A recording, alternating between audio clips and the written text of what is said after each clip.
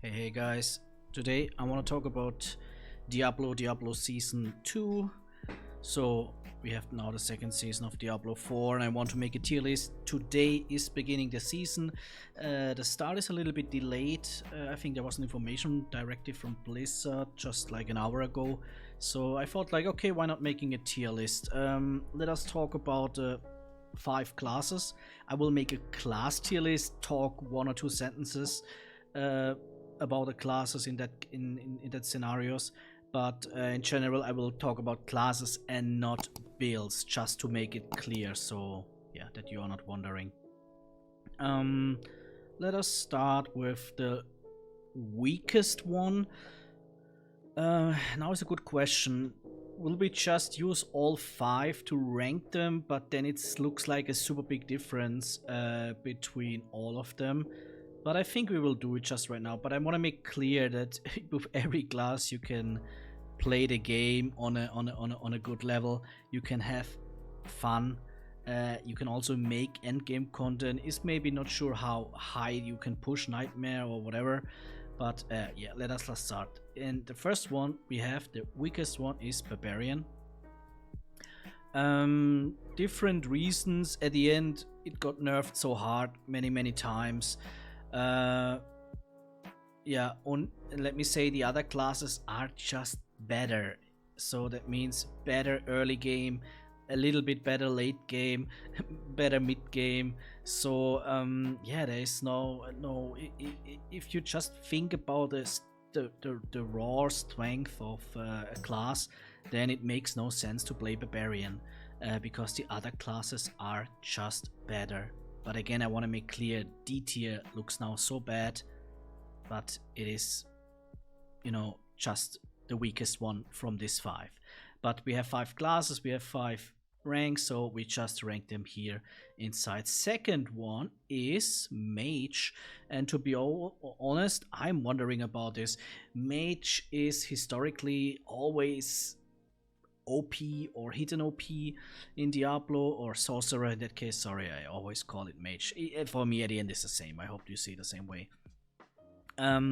Yeah, it is not a bad class, don't get me wrong. Same I would say about a Barbarian. So Firewall build, Blizzard build, so you can mix definitely AoE damage with CC, which is quite fun to play. But also at the end, kind of the same what I would say about Barbarian, I would say the same about Sorcerer. It is... They are better classes. They are better classes, and that's the biggest problem.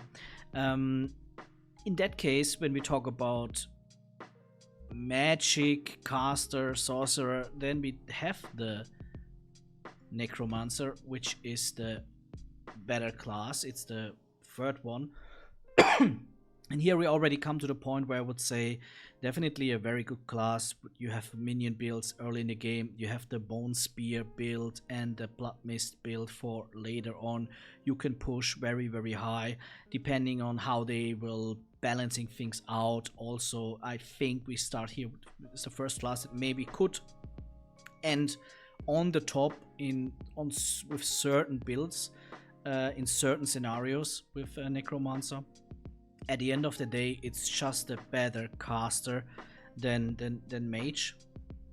At the end of the day, so if you want to play a caster but you cannot decide which one, then for season 2, my recommendation would be definitely Necromancer.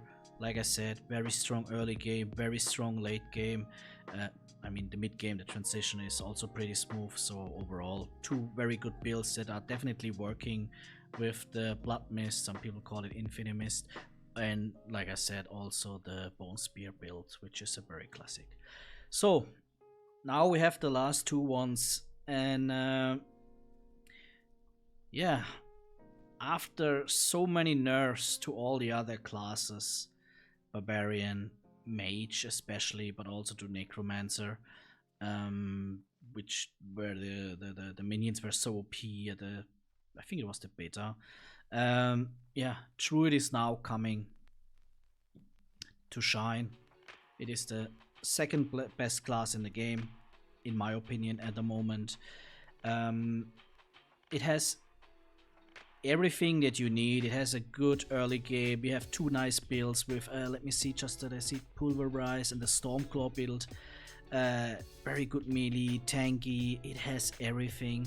If you wanna summarize it down to one sentence, the Druid is just better in everything than the Barbarian. So let me say, if you wanna compare the two casters with Necro and Sorcerer, Necro is slightly better. If you wanna compare Druid with Barbarian, for reasons like, you know, tankiness, whatever, melee, then I can definitely tell you that Druid is just the better Barbarian.